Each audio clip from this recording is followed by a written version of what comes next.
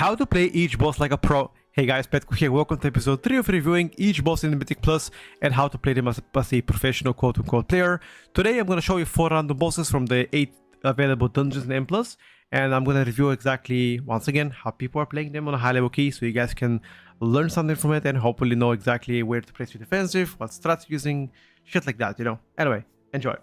And before we continue, I would like to give a special shout out to today's sponsor, Warcraft of Sea Battle. Warcraft of Sea Battle is a free-to-play open world MMO focusing on naval action. You can customize your own ship from different traits, for example, fast, combat and heavy, and also choose your own armor which you can fight with. Honestly, you can have hundreds of different builds depending on your goals in this game. You can focus also both PvP and PvE depending what suits your goals, and also you can join a guild or make one yourself. You can opt in to join missions, both trade and combat, on your own into the large open world Sea of Battle has to offer. Gather experience in gold, level and improve your ship, or choose a different one based on the 50 unique models the game is offering you. Warcraft of Sea Battle has recently launched their newest update, New Horizon, which adds a ton of new features to the game, like for example, Wind Strength Indicator to better manage your ship. Each Imperial ship that you get yourself has a unique ability. For example, the Black Prince vessel gets a ability called Truce, which resets all the NPC aggression on you. Game is also going to offer a reworked flag system, new fishing minigame, and honestly, so many more cool features. Warcraft of Sea Battle is a free-to-play game and available on Steam. I'll leave a link down below if you guys want to check it out.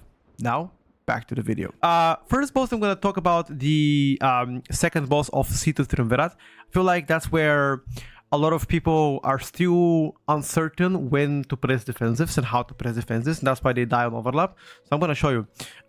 So first of all, if you don't have DBM or Big Wigs, it doesn't matter which one, get one of them. Or you can even use the Blizzard notifiers to tell you when each ability is happening. Because what's happening here is you gotta pay attention to the Shadow Pounce. Shadow Pounce is when it's what kills you. Now, if you do get Shadow Pounce, for example, right now, that's not gonna be a problem, you know, unless obviously you're low HP. The problem is whenever you get a dot on the Overload phase. I'm gonna show you right now. Make sure to be spread here, hit all the others, basic mechanic, doesn't really matter. But as soon as this ability happens, right now, Overload, this gives you a dot overtime effect on yourself, and Shadow Pounce is about to happen and you are not topped up, or let's say you're half HP, or it doesn't really matter, just anything, you need to pop defensive right now. This right now, double dot, you're gonna get clapped. Now there are several ways for you to mitigate this. You can also use Dwarf, you can use Bleed Dispel, anything that helps you remove the bleed on top of the defensive. Luckily, this evoker had a Bleed Dispel, so he pressed it. He also had a pretty defensive somehow, so that was extremely lucky. But if you are a squishy class, like 9 out of 10 here, you're dying. Okay, so that is the important. I'm gonna show you once again. When Shadow Pounce is coming right now, when there's nothing happening, you don't press defensive here. You can leave it, doesn't matter. Pre-position always, clear the bows. One person can clear the interrupt. He jumps on the random targets. And as soon as you see, for example, Pounce happening with any other ability, like for example, Pounce plus the AoE Blast is also one shot sometimes if the healer has no reaction time. In this case, as you can see right now, it's going to be pretty difficult for you to, like, if the Pounce had happened right now, somebody could have died. Luckily, it's delayed by 4 seconds. Healer has enough time to top you up, but it's going to be paired with Overload effect. Once again, here we go. Debuff on me. I have Dwarf. Luckily for me, if I didn't have Dwarf, instant defensive here. Instantaneous. But also, if you do pay attention to what I did, right? If you do pay attention to what I did, I also pre-small defensive here. Look at this. Cheeky small defensive here, right? Cheeky one. It's like every 45 seconds. That's it. I'm gonna move forward to... Let me check something else that I was interested to show you. Not Pit of Sauron, not Magister Terrace. I wanted to show you Windrunner Spire. Windrunner Spire, we're gonna talk about last boss right now. I'm gonna check if we're actually getting to last boss. No, we're not. Okay, that's fine. I think we are getting to last boss here, right? Yeah. Okay. So, last boss, Windrunner Spire. Oh boy, oh boy. Did I see people die here on cooldown? Okay. First of all, when to press defensive, when to clear debuff. I'm gonna show you right now, walk it through. Instantaneously. Without any doubt in my head.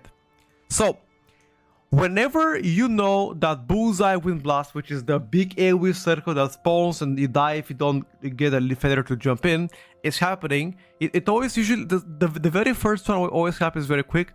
So you don't need to clear the first initial debuff. So as you can see right now, I don't want to clear because in 10 seconds I gotta clear anyway. So there's no point of doing so. In that case, I would just let my healer heal me and that's pretty much it, okay? But if for example, this phase was longer, I'll definitely clear at the beginning to save my healers from trouble. Make sure to pick up the feather here to clear debuff before this is happening. You can also, by the way, decide to... There's several abilities that let you skip this one, but you not gonna get cleared with debuff, so it doesn't really matter. Okay, that's fine. And now watch this. So, the next bullseye is in 50 seconds, which means the next time you get a debuff, you gotta clear instantaneously. Instantaneously. Like, you're gonna see in a bit. Right now, we're gonna get a debuff. There you go. As soon as you get this debuff, you wanna make sure to clear this one because the bullseye is very far away. So there's no point draining the healer mana for like 45 seconds, you know? You better clear it immediately. In which case, I do clear. Whenever you get this circle on you, that is when you press defensive. Especially if you haven't cleared your debuff, that does initial damage on you. Initial damage plus the nasty dot, which does also quite a bit of damage.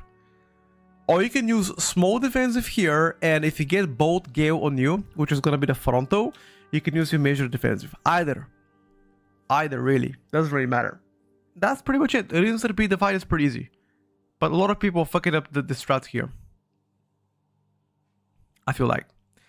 I want to show you Skyreach as well, really quick. I want to show you Skyreach's third boss. Yes, third boss. Okay, so Skyreach third boss, please, for the love of God here.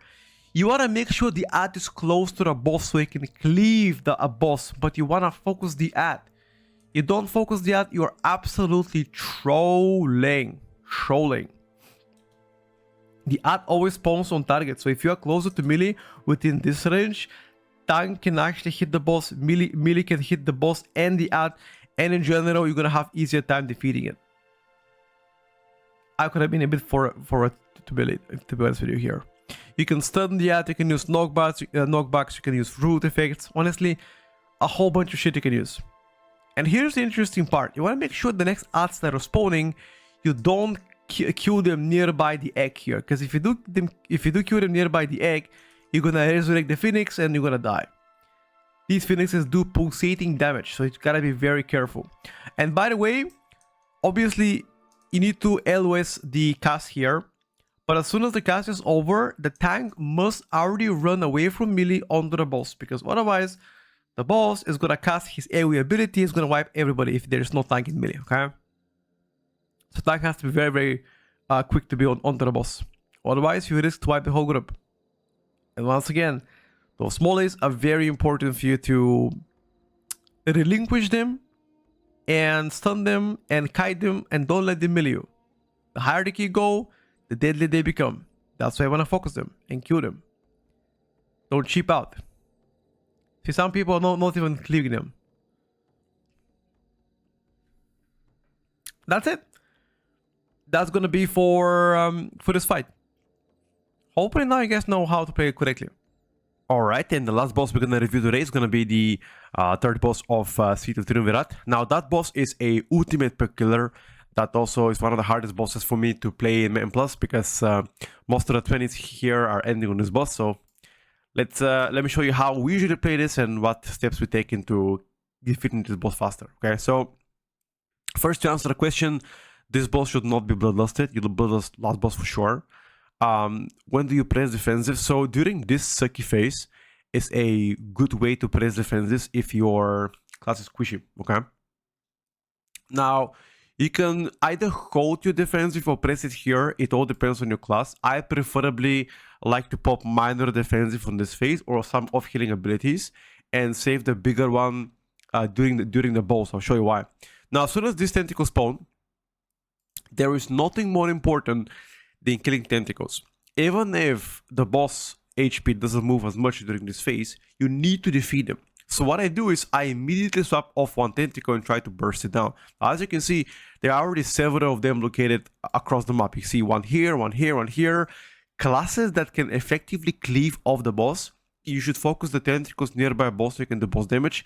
And some classes have very bad cleaves, therefore you just go there and kill the tentacles. Now, do keep in mind during this phase, healer is during extreme pressure because there's a boss he's dodging, and those tentacles can suck the same person as well several times in a row, right? So if you do have 2 tentacles on you, you press defenses here, 100%. As soon as you get here into the middle and get knocked away, if there are any tentacles left, you make sure to kill them, not the boss, and use a defensive in this area. Unless there are no tentacles, you can decide to save it, but for the most part, I like to use my defenses here or any healing effects to help my healer. As you can see, I didn't use my major defensive because we had a Zephyr plus AMZ. Those are 2 externals. But if I didn't have them, I'll definitely use here. One small tip, tentacles, you can actually stun them. I know a lot of people don't know this, and people are like, oh, never stun tentacles because they're gonna focus the same person. Sure, the chance of that is pretty small. Obviously, it happens, but it can also happen that you get focused on the same tentacle right from the beginning as soon as they spawn, right? If somebody, for example, Night Elves. But usually everyone gets a tentacle for the most part, right? But this boss is really tough. As you can see, I try to line up my offensive cooldowns during this phase, just so I can make the best use out of them.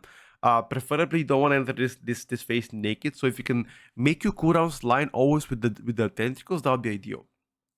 Anyway, that's everything so far today, guys. I hope you enjoyed the video. I hope that this was helpful to you. And once again, if you have any feedback and suggestions to what you want to see next, let me know in the comments down below. I'm going to do my best to show you guys and educate you as much as I can.